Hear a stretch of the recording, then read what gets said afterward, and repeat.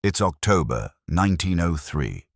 You're standing in a wooden ballpark in Boston, Massachusetts. The air smells like sawdust, cigar smoke, and something fried that you probably don't want to think too hard about. The crowd around you is so loud, so packed, so absolutely electric that you can barely hear yourself think. And you're about to watch history happen. Not history like, oh, this will be a footnote in a textbook someday. I mean the kind of history that changes how an entire country spends its autumn for the next 120 years. Today, I'm taking you back, all the way back to October 1903, to a rickety ballpark in Boston where two baseball teams faced off in the very first modern World Series. We're going to walk through it together. The players, the crowds, the chaos, the arguments that almost killed the whole thing before it even started. All of it. So settle in, because this story is a lot more wild, a lot more human, and honestly a lot more fun than you might expect. Before we even get to the games themselves, you need to understand what the baseball world looked like in 1903. Because without that context, you can't really appreciate how strange and remarkable it was that this World Series happened at all. Baseball had been around for decades by this point. The National League, which most people just called the Senior Circuit, had been operating since 1876. They were the establishment, the tradition, the league that considered itself the only real professional baseball league in America. And then, in 1901, something happened that rattled all of that. A man named Ban Johnson took his minor league operation, called the Western League, and rebranded it as the American League. He declared it a major league. He raided National League rosters. He signed big names. He built new franchises in cities the National League either ignored or had recently abandoned. The National League was furious. They called the American League a bunch of upstarts. They called Ban Johnson arrogant. They refused to acknowledge the new league as legitimate. For 2 years, these two leagues were basically at war, constantly poaching each other's players, suing each other, publicly insulting each other in the newspapers. And then, in January 1903, they made peace. Both leagues signed what was called the National Agreement. They agreed to respect each other's contracts, stop poaching, and generally operate as two separate but co-equal major leagues. But here's the thing. Even after signing that agreement, the two leagues were still deeply suspicious of each other. There was no commissioner. There was no official structure for any kind of championship between the two leagues. Nobody had sat down and said, hey, what if the best team from each league played each other at the end of the season? That idea came later, and the way it happened is actually kind of fascinating. Okay, so here's something most people don't know. The 1903 World Series was not required. It was not mandated by any governing body. It was not part of any official agreement between the leagues. It happened because two men shook hands. Barney Dreyfuss, the owner of the Pittsburgh Pirates, and Henry Killalea, the owner of the Boston Americans, agreed on their own to have their two teams play a championship series at the end of the 1903 season. A gentleman's agreement, a private arrangement between two club owners. Dreyfuss, in particular, was enthusiastic about the idea. Pittsburgh had won 3 straight National League pennants: 1901, 1902, and 1903. They were arguably the best team in baseball. Dreyfuss wanted to prove it. He wanted Pittsburgh to stand up against the best the American League could throw at them and come out on top. He also genuinely believed it would be good for baseball. Reconciliation between the leagues, a championship that gave fans something to rally around in October. So he reached out. Killalea agreed. They hammered out the terms themselves. 9 games total, best of 9, not best of 7 like we have today. The first 3 games would be in Boston, the next 4 in Pittsburgh, and if necessary, the final 2 back in Boston. The players would share in the gate receipts. Both owners agreed to that up front, which was actually a pretty progressive arrangement for the era. And that was it. No committee, no formal vote, no approval from any league president. Two guys, a handshake, and suddenly America had a World Series. Now, the name World Series, where did that come from? There's actually a bit of debate about this. Some people claim it came from the fact that baseball considered itself the world's sport. Others point to a New York newspaper called The New York World, which had sponsored exhibition series in earlier years, and suggest the name just sort of stuck over time. Either way, by October 1903, newspapers across the country were calling it the World Series. And the public was absolutely gripped. Let's meet the teams, because these are not abstract institutions. These are real people, and once you know them, the games become so much more interesting. Pittsburgh was the favorite going in. They had a stacked roster. Their best player, and arguably the best player in all of baseball at that time, was a man named Honus Wagner. If you know anything about baseball history, you know that name. Wagner was a shortstop from Pennsylvania, built like a barrel, with hands so big he could reportedly pick up a baseball with just 3 fingers. He hit for average like it was nothing. He was fast on the bases despite not looking like a speed guy at all. He had an arm that made third base coaches nervous. He was, in the simplest terms, the dominant position player of his era. Wagner had batted .355 in 1903 during the regular season. He led the National League in batting average, slugging percentage, stolen bases, RBIs. Basically everything you'd want your best player to lead in. So Pittsburgh had that. They also had a devastating pitching staff led by a guy named Deacon Phillippe. Phillippe was a right-hander who relied on control and a sharp curve. He won 25 games in 1903. He was consistent, composed, and exactly the kind of pitcher you wanted when things got tight. Their manager was Fred Clark, who also played left field. Player managers were common in this era. Clark was tough, smart, and had built this Pittsburgh team into a dynasty over the previous few years. The Pirates came into the series having won 91 games in the regular season. They were confident. They felt they belonged there, and honestly, they were right. Now, Boston. The Americans, they wouldn't become the Red Sox until 1908, were the American League champions. They had finished the 1903 season with 91 wins as well, which made this feel like a pretty even matchup on paper. But Boston had a secret weapon. His name was Cy Young. If you're wondering where the Cy Young Award, the annual award given to the best pitcher in each league, gets its name, this is the guy. Denton True. Cy Young was already 36 years old in 1903, which was ancient for a pitcher even by the standards of that era. He'd been throwing professional baseball since 1890. He had already won more games than any other pitcher in the history of the sport. In 1903, Cy Young won 28 games for Boston. 28. He threw 341 and 2/3 innings. His ERA was 2.08. Just let that sink in. This was not a young phenom. This was a 36-year-old man who had been playing baseball for 13 years, and he was still, in 1903, one of the best pitchers on the planet. Boston also had Bill Dinnan, another quality starter, and they had a lineup that could score runs, led by a speedy outfielder named Patsy Doherty. Their player-manager was Jimmy Collins, who played third base and was considered one of the finest defensive players at that position the game had ever seen. Collins had been a National League star before jumping to the American League when Ban Johnson came calling. He knew how to win, so the matchup was genuinely compelling. Pittsburgh had the better offense on paper, especially with Wagner. Boston had pitching depth and a lot of heart. The stage was set. Now let me put you in the streets of Boston on October 1st, 1903. Game 1.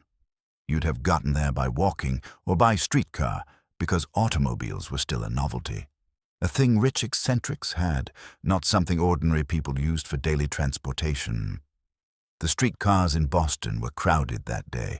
People were hanging off the sides, standing on the steps, packed into every available inch. The ballpark was called the Huntington Avenue Grounds. It had been built in 1901 when the Americans first came to Boston. It was a wooden structure, which basically all ballparks were at this point. The grass was natural, the foul lines were painted, and the outfield was a little chaotic. Here's something that would blow your mind if you're used to modern stadiums. When the crowds got too large, and at the World Series they got very large, fans were allowed to stand in the outfield, like on the playing field itself. They'd rope off a section of the outfield grass and let overflow fans stand there. If a ball was hit into the crowd standing in the outfield, it counted as a ground rule double, not a home run. This happened in 1903, regularly, at the World Series. The official capacity of the Huntington Avenue Grounds was somewhere around 9,000 people. During the World Series games in Boston, they squeezed in somewhere between 16,000 and 17,000. The fire marshal's concept of maximum occupancy was not really the top priority that day. People were on the rooftops of buildings beyond the outfield. Vendors were selling peanuts and scorecards. Men in suits and bowler hats stood shoulder to shoulder with workers still in their factory clothes who had snuck out early to make it to the game.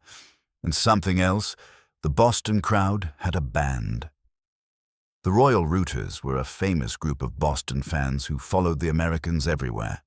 They were led by a saloon keeper named Michael Nuff Said McGreevy, who apparently got that nickname from his habit of ending arguments by saying, "Enough said." The Royal Rooters were rowdy, passionate, and very musically inclined. They had a theme song, sort of. They kept playing and singing a popular tune of the era called Tessie. Over and over, inning after inning, game after game.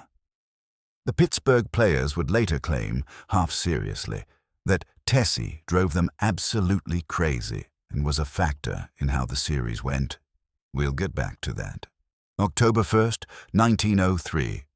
Game 1 at the Huntington Avenue Grounds. Deacon Phillippe starts for Pittsburgh. Cy Young takes the ball for Boston. And right from the start, things do not go Boston's way.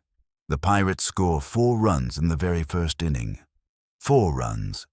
Cy Young, the great Cy Young, the man who would win more games than any pitcher in history, is getting hit hard from the jump. Tommy Leach is particularly brutal. Leach was Pittsburgh's center fielder and third baseman, a little guy who wasn't supposed to be a power threat, and yet in Game 1 he is absolutely raking. Phillippe, meanwhile, is sharp. Boston scratches for some runs, but can't keep pace. The final score is Pittsburgh 7, Boston 3. Pittsburgh wins Game 1. The Huntington Avenue crowd is quiet, walking out of that ballpark. This is not what they expected from their Americans. But you know what? Losing Game 1 of a best-of-9 series is not a death sentence. It's a stumble. There are 8 more games to go. Boston knows it. The players know it. Still, Pittsburgh looked good. Honus Wagner looked good, and Deacon Phillippe looked very, very good. If Game 1 was concerning, Game 2 was alarming. Same pitcher for Pittsburgh, Deacon Phillippe again. He's going on short rest, but Pittsburgh manager Fred Clark trusts him completely. Boston sends out Bill Dinnan this time, giving Cy Young a day off, and once again, Pittsburgh wins. The final score is 3-0. Phillippe throws a complete game shutout. Boston's offense is silenced entirely.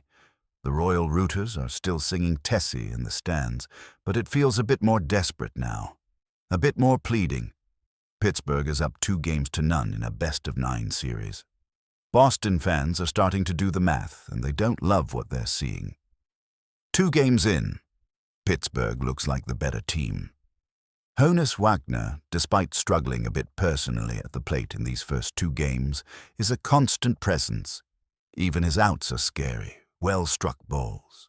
The Pirates' pitching is dominant. And then, quietly, something starts to shift. Game 3. Still in Boston. Still at the Huntington Avenue Grounds. This is where the series changes personality. Cy Young gets the ball again, and this time, he's a completely different pitcher. Sharp, precise, mixing speeds, keeping Pittsburgh's hitters off balance. Boston wins 4-2. It's a simple box score, but the game feels like a turning point. The crowd can sense it. Young looked like himself again, like the pitcher who had won 28 games that season, like someone who was just getting warmed up. The series heads to Pittsburgh with the Pirates leading 2-1. They still have the upper hand, but Boston has life, and Boston is about to find out what Pittsburgh fans are like. Take a moment and think about what traveling from Boston to Pittsburgh meant in 1903. No commercial flights, obviously. No interstate highway system. You got on a train. The Boston Americans boarded their train after Game 3 and rode through New England and into Pennsylvania, arriving in Pittsburgh for Game 4. The trip took hours. The players ate in the dining car, slept in cramped berths, and showed up in a city that was ready to let them know exactly how welcome they weren't. Pittsburgh's ballpark was called Exposition Park.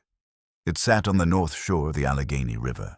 And just like in Boston, the crowds for the World Series were enormous. Pittsburgh fans were not quiet, polite observers.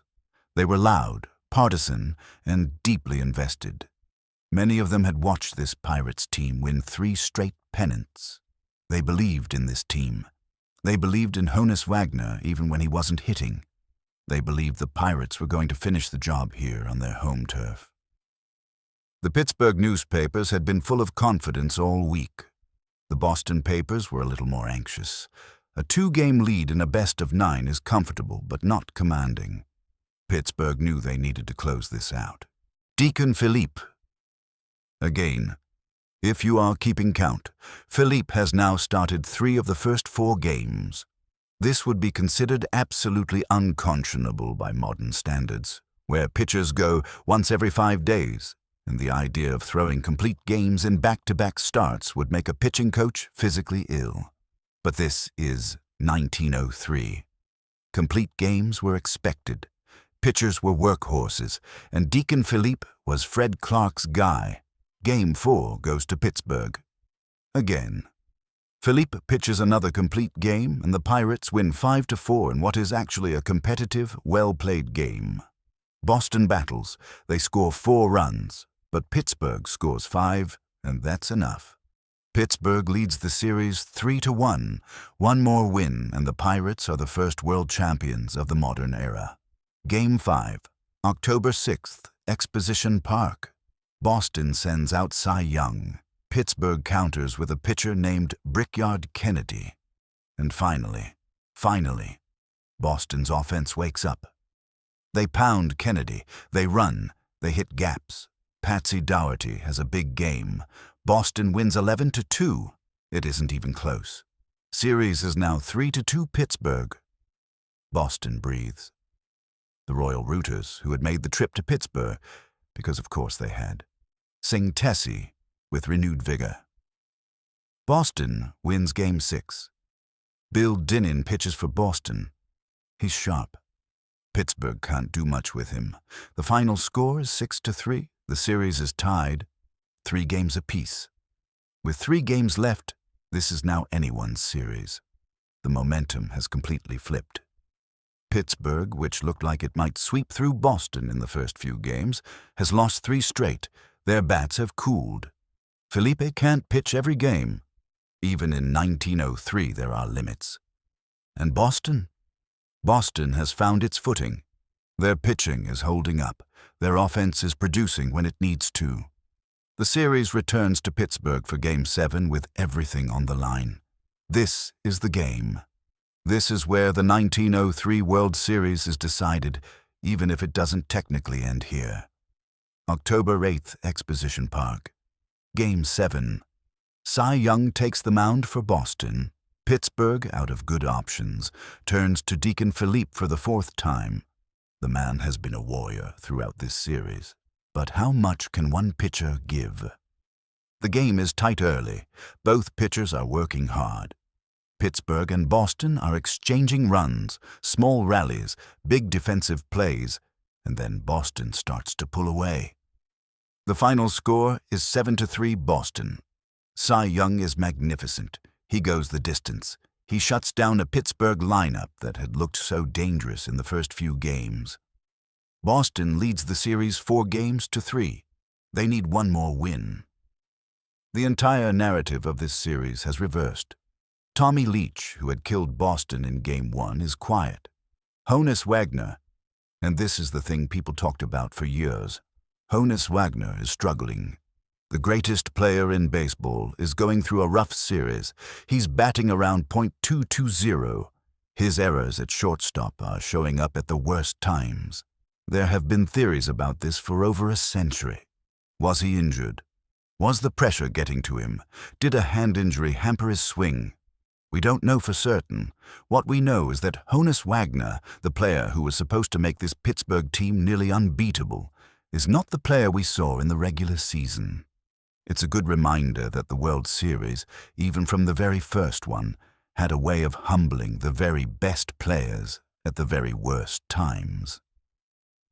Let's pause here, because I want you to feel what these cities were experiencing in between games. In 1903, sports coverage happened through newspapers. That was it. There was no radio broadcast. Radio broadcasting of sports wouldn't become common until the 1920s. There was no television, no internet, no live score updates on your phone. If you weren't at the ballpark, you found out what happened through the newspaper, or, if you were lucky, through the growing network of telegraph offices and saloons that were starting to post inning-by-inning updates on chalkboards. Yes, chalkboards. Saloon keepers would get telegraph updates of the game inning by inning and chalk the score on a board outside their establishment. Crowds would gather in the streets around these places, dozens of people staring at a chalkboard, waiting for the next update. There are photographs from this era of massive crowds gathered in city squares, staring up at large scoreboards that were displaying the World Series results. Thousands of people standing in the street, watching numbers get updated by hand. The energy in those crowds, based on contemporary accounts, was absolute bedlam. People cheering, arguing, groaning, celebrating, all based on chalk marks on a board. It gives you a sense of how much this series meant, and how little it took in 1903 to bring thousands of people out into the streets to collectively experience a sporting event. Baseball, even then, had a grip on American life that was genuinely remarkable. October 13th, 1903. The series comes back to Boston for the final games if necessary. And it turns out Game 8 is necessary, but Game 9 is not. Boston gets it done in Game 8. Bill Dineen starts for Boston. Pittsburgh goes with Phillippe one more time. His 5th start of the series. He has been remarkable throughout, but at this point, he's running on fumes and sheer competitive will. Boston wins 3-0. Dineen throws a shutout. A complete game shutout in what amounts to the deciding game of the World Series. The Pittsburgh offense, which had looked so potent in those opening games, is completely blanked. The final out of the 1903 World Series. Let me set this scene for you. Honus Wagner comes to the plate in the 9th inning. He's been having a tough series, but he's still Honus Wagner. Dineen winds up. Wagner swings. He grounds out. Boston Americans win, 5-3. The Huntington Avenue Grounds erupts. Fans pour onto the field. The Royal Rooters are somewhere in the middle of it all, presumably singing Tessie at maximum volume. The first modern World Series is over. Boston is the champion. Now here's a detail about the aftermath of the 1903 World Series that I think says a lot about the character of Barney Dreyfuss, the Pittsburgh owner who had helped make this whole series happen. Before the series, both owners had agreed that players would receive a share of the gate receipts. The way it was structured, the winning team was supposed to get a larger share and the losing team a smaller share. But Dreyfus did something unusual. He took his entire owner's share, his personal cut of the gate receipts, and added it to the Pittsburgh players' pool. All of it. He gave up his own money, which meant that the losing Pittsburgh players actually received more money from the 1903 World Series than the winning Boston players did. The Pirates, who lost the series, took home more money per player than the champions. This is not a common arrangement, and it wasn't required. Dreyfus did it because he felt his players had played well and deserved to be fairly compensated, and because he could afford to be generous. By all accounts, the Pittsburgh players were genuinely grateful. The Boston players, for their part, were also pretty happy. They were the champions, after all. The money was secondary to the pennant. Let me step back and think about what made the 1903 World Series genuinely significant, beyond the historical novelty of it. The pitching was extraordinary. Deacon Phillippe starting 5 games in a 9-game series and pitching well in most of them is just staggering when you sit with it. He won 3 games. 3 in one World Series, and his team still lost. If the rest of the Pittsburgh team had played the way Phillippe pitched, the Pirates would have won comfortably. Cy Young and Bill Dinnin together were, ultimately, just a little better. And in a short series, that margin mattered. The drama of the comeback was real. Pittsburgh going up 3-1 and then Boston winning 4 straight. That's a genuinely exciting series structure. It wasn't a dominant performance by one team. It was a back-and-forth fight that went to the final game. And the context mattered enormously.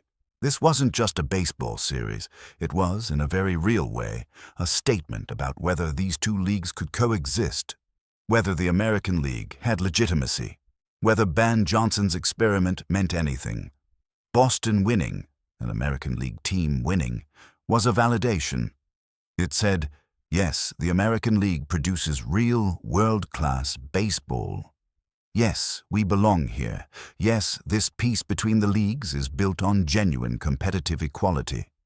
That mattered to a lot of people in 1903 who cared about the sport's future. We have to talk about this more, because it's one of the lasting questions of 1903. Honus Wagner hit .222 in the World Series. He had 6 errors. For a player who was the undisputed best in the game, this was a shocking performance. There are a few theories. One is that he was dealing with a leg or hand injury that he didn't disclose before the series. This was extremely common in the era. Players played hurt constantly because admitting injury meant losing your spot. If Wagner was hurting, he likely wouldn't have said so. Another theory is simply that Boston's pitching was good enough to neutralize him. Cy Young and Dinnin were accomplished, smart pitchers. They might have worked Wagner carefully, forced him into difficult counts, and refused to give him pitches he could drive. A third theory, and this one is a little more mystical but worth mentioning, is that Wagner, like many supremely talented athletes, just didn't have his best stuff when it counted most. It happens. The World Series has a long history of great players having inexplicably bad series. Whatever the reason, Wagner's performance in 1903 became a kind of asterisk on Pittsburgh's legacy. They had the best player in baseball and still lost. That's a painful combination. Wagner would go on to have many more brilliant seasons. He played until 1917. He remains one of the greatest players who ever lived, but 1903 is not his finest October. Let's spend a minute on Tessie, because this story is just delightful. Tessie was a popular song from a Broadway musical called The Silver Slipper, which had opened in New York in 1902. The full title of the song was Tessie, You Are the Only. And it was a light, cheerful, somewhat repetitive tune that was basically everywhere in 1903. The Royal Rooters, Boston's famous fan club, adopted this song as their unofficial anthem for the World Series. They sang it constantly, continuously, throughout innings, between innings, on the train to Pittsburgh, in the streets of Pittsburgh, in the stands at Exposition Park. They customized the lyrics to taunt Pittsburgh players by name. When Honus Wagner came up to bat, they'd sing about Honus. When Deacon Phillippe was pitching, they'd sing about Deacon. The song became a weapon, wielded cheerfully and relentlessly. Pittsburgh players later said, with varying degrees of seriousness, that the constant Tessie assault genuinely got into their heads, that it was distracting and annoying in a way that affected their performance. Is this true? Did a Broadway show tune from 1902 help Boston win the 1903 World Series? Almost certainly not in any direct, measurable way, but the psychological dimension of crowd support, home field advantage, and fan energy is real in baseball. It was real then, and it's real now. Whether Tessie specifically rattled Honus Wagner, we'll never know. But the idea that a group of passionate, loud, endlessly enthusiastic fans can affect a game's atmosphere, that's not crazy at all. The Royal Rooters became famous for this. They would continue following Boston baseball for years, becoming one of the most well-known fan groups of the early 20th century. And Tessie became their song. The newspaper coverage of the 1903 World Series is fascinating to look back on now. Reporters of the era wrote with a florid, verbose style that is very different from modern sports writing. They used lots of metaphor, lots of extended description, and they weren't shy about editorializing within what was nominally a game summary. A Boston paper after Game 8 described the final out in almost poetic terms. The hush of the crowd before the last pitch, the crack of the bat, the blur of the ground ball, the throw to first, and then the explosion of noise. Pittsburgh papers, after the series was lost, were gracious but heartbroken. They praised Phillippe extensively, and he deserved it. Some columnists pointed to Wagner's struggles with what seemed like genuine bewilderment. How could the greatest player in baseball have such an ordinary series? National coverage, from New York papers in particular, focused on the historical significance, the first championship between the two leagues, the validation of the peace agreement, what this meant for baseball's future. And almost universally, the coverage expressed excitement about what this could become. There was a sense, even in 1903, that this October Championship Series, was going to be a permanent part of American life. They were right. Here's a twist in the story that most people don't know.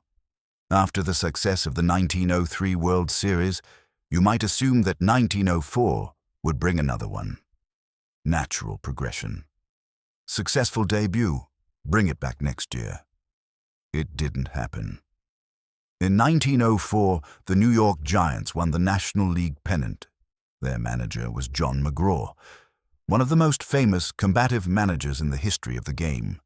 And McGraw flat out refused to play the American League champion. He didn't respect the American League. He resented Ban Johnson personally and professionally. He believed the National League was superior and that playing the American League legitimized them in a way he was unwilling to do. Giants owner John Brush backed McGraw's position. The two of them simply said no. No World Series in 1904. The public was furious. Fans, sports writers, other players. Everyone seemed to recognize that the 1903 series had been a wonderful thing, and the Giants were being spoil sports of the highest order. McGraw and Brush were widely criticized and mocked in the press. But they held firm. 1904 had no World Series. This had a lasting impact, though not the one McGraw might have intended. The backlash was so strong that in 1905, the two leagues formally institutionalized the World Series. They made it official, mandatory, and governed by rules agreed upon by both leagues. John McGraw's petulance, in a roundabout way, gave us the permanent World Series. Because the public outrage at the 1904 cancellation made it clear that you couldn't just opt out. Fans demanded it. The institution demanded it. And from 1905 onward, the World Series happened every single year. the only exceptions being the work stoppages of 1994, 118 years of autumns, all of it flowing from that first series in 1903. Something worth pausing on. Both the Huntington Avenue Grounds and Exposition Park are gone now. Long gone. The Huntington Avenue Grounds hosted baseball until 1911, when the Americans, by then the Red Sox, moved into Fenway Park, which still stands today. Fenway opened in 1912 and is the oldest currently used ballpark in Major League Baseball. The site of the Huntington Avenue Grounds is now part of Northeastern University's campus. If you visit Boston and walk through Northeastern, you're walking where the first World Series was played.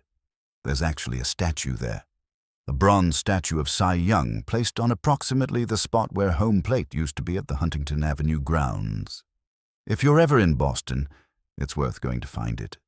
It's a small, lovely piece of history that most people walk past without knowing what it marks. Exposition Park in Pittsburgh was demolished in 1915 after the Pirates moved to Forbes Field in 1909. The area where it stood is now covered by PNC Park and its surrounding development. So Pittsburgh has built a new ballpark essentially on top of the old one, which feels right. Let's check in on some of the key figures from 1903 and see what happened to them. Cy Young kept pitching. He didn't stop until 1911, retiring at the age of 44. His final career record was 511 wins and 316 losses. 511 wins. That record has never been approached. No one has ever won more than 417 games in the modern era, and the gap between 417 and 511 is staggering. The Cy Young Award, given annually since 1956 to the best pitcher in each league, is his permanent legacy. Honus Wagner played until 1917. He was inducted into the Baseball Hall of Fame in 1936 as part of the very first class, alongside Babe Ruth, Ty Cobb, Walter Johnson, and Christy Mathewson. Of the 5 players in that first Hall of Fame class, Wagner is still considered one of the greatest shortstops who ever played. Deacon Phillippe pitched until 1911. He never made it back to the World Series after 1903. But his performance in that series, 5 starts, 3 wins, going the distance game after game, is one of the great individual pitching performances in World Series history, even in a losing effort. Jimmy Collins, Boston's manager, stepped down after the 1906 season. He was inducted into the Hall of Fame in 1945, primarily for his work as arguably the greatest third baseman of the Deadball Era. Fred Clark, Pittsburgh's manager, managed the Pirates until 1915. He too was inducted into the Hall of Fame in 1945. Barney Dreyfuss continued owning the Pirates until his death in 1932. He was responsible for the construction of Forbes Field in 1909, which was considered one of the finest ballparks of its era. He was inducted into the Baseball Hall of Fame posthumously in 1996 as a contributor to the game. These were real people, living real lives, who happened to be at the center of something genuinely historic. And most of them went on to have full, meaningful careers in the sport long after that October in 1903. I want to be honest with you about something. When I think about the 1903 World Series, the games themselves, as compelling as they were, are almost secondary to what the series represented. Because what happened in October 1903 was the establishment of a ritual. Not just a baseball ritual, but an American one. October baseball, the postseason, the idea that after a full summer of games, 2 teams would face off in front of the entire country to determine the very best. That ritual is now 122 years old. It has survived 2 world wars. It survived the Great Depression, which nearly broke baseball financially. It survived labor disputes, strikes, the integration of the sport, the transformation of the game itself in a dozen different ways. And yet every October, when the leaves start to turn and the weather starts to cool, baseball stages its championship, just like it did in Boston and Pittsburgh in 1903. The players are different. The ballparks are almost entirely different. The money is incomparably different. But the essential structure, the drama of a short series where any team can win on any given day, where pitching and defense and timely hitting determine everything, where a single great performance can swing the whole thing. That's the same as it was in 1903. Deacon Phillippe starting 5 games in 9 days is a relic of another era. But the feeling of watching a great pitcher absolutely deal in a big game, that's eternal. Honus Wagner struggling in the series despite being the best player in the sport. That specific frustration, that specific narrative of a great player having an ordinary October. You've seen that in every generation of baseball since. The Royal Rooters singing Tessie endlessly in the stands. Organized, passionate fan bases using noise and enthusiasm as a form of support and, yes, psychological warfare. That's every modern stadium's home crowd. It's all there. Right there in 1903. The whole thing. Before I wrap this up, I want to give you a little context on how baseball in 1903 actually looked as a sport, because it was genuinely different from what we watch today.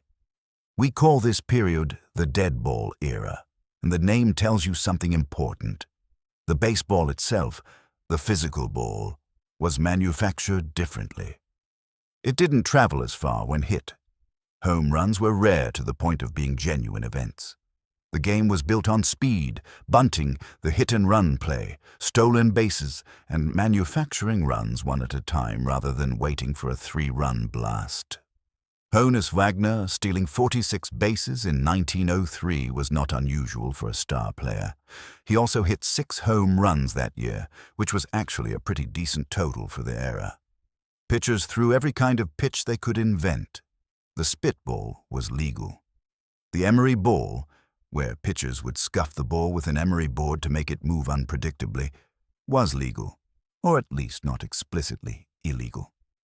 Pitchers doctored the ball constantly, and batters just had to deal with it. Fielders used tiny gloves by modern standards. The mitts of 1903 looked like comedy props compared to what players use today. Defense was a different skill set. You had to be able to catch a ball and handle it with significantly less padding and structure protecting your hand. There were no batting helmets. There were no warnings for throwing at batters. Getting hit by a pitch was part of the game, and pitchers used it deliberately and frequently. Managers like Jimmy Collins and Fred Clark were much more actively involved in calling plays. They were, after all, on the field as players. The communication between manager and player was more direct, if also more chaotic. It was a rougher, raw, more physical game in some ways. But it was recognizably baseball. The diamond is the same, 90 feet between bases, 60 feet, 6 inches from the mound to the plate, 3 outs per inning, 9 innings per game. That's been constant since the 19th century, and it connected the 1903 World Series to every World Series that came after it. Let me bring you back to that moment one more time. Game 8, October 13th, 1903. The Huntington Avenue Grounds. Bill Dineen gets the last out. The Boston Americans are champions. The fans erupt. The Royal Rooters are somewhere in the crowd going absolutely berserk. Jimmy Collins shakes hands with Fred Clark. They are competitors who respect each other, and even in the moment of defeat, Clark carries himself with dignity. His team didn't lose because they weren't good enough. They lost because baseball is baseball. Because Cy Young had a great series, because Dineen was magnificent when it mattered most. Honus Wagner walks off the field in Pittsburgh. Wait, no, this last game is in Boston. So he walks off the Huntington Avenue Grounds, having just made the final out. He's quiet.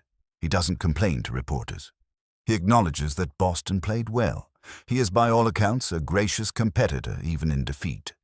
And somewhere in the stands, some kid, some 12-year-old kid who snuck into the outfield crowd, watches all of this and doesn't entirely understand the history he's witnessing. He just knows that the home team won and the crowd is incredible and baseball is the greatest thing in the world. That kid will grow up telling people he was there. that he saw the first World Series, that he was at the Huntington Avenue Grounds when Boston closed it out. He'll tell that story for the rest of his life. And honestly, I don't blame him. The 1903 World Series is not, by modern metrics, the most dramatic or statistically impressive championship series in baseball history. It doesn't have the walk-off moments that later series would provide. It doesn't have the television drama, the slow-motion replays, the postseason legends that were built in later generations. What it has is something more fundamental. It has the beginning, the first time, the moment when everything that would follow was possible but not yet guaranteed. Two men shook hands and agreed to a series that didn't need to happen. And in doing so, they gave American sports one of its most enduring annual traditions. They gave us October baseball, they gave us the World Series, and they gave us that feeling, that specific, particular feeling of a cool autumn evening, a packed stadium, everything on the line. That baseball fans have been chasing every October since 1903. So the next time you watch a World Series game, think about it. You're watching something that has been going on in essentially this same form since Cy Young was throwing to Honus Wagner in a wooden ballpark in Boston, since fans were standing on outfield grass because the stadium was too crowded, since a saloon keeper named Nuff Said McGreevy led a band of royal rooters in singing Tessie until the Pittsburgh players wanted to lose their minds. More than a century of autumns. More than a century of baseball. All of it starts right there in 1903. If you made it to the end of this one, thank you. Seriously. This was a long journey through a very specific piece of baseball history, and I appreciate you sticking with it. If you enjoyed this, there's a lot more where it came from. We've got more early baseball stories, more deep dives into the moments that shaped American sports, and more of these I was there style trips through history that I think you're really going to like. Hit subscribe if you haven't already. Leave a comment below. I'd love to know what you thought of the 1903 series, or if there's a specific historical event or World Series you want us to cover next. And if you know someone who loves baseball history, send this their way. That's how this channel grows and how we keep making these videos. Thanks for watching. See you in the next one.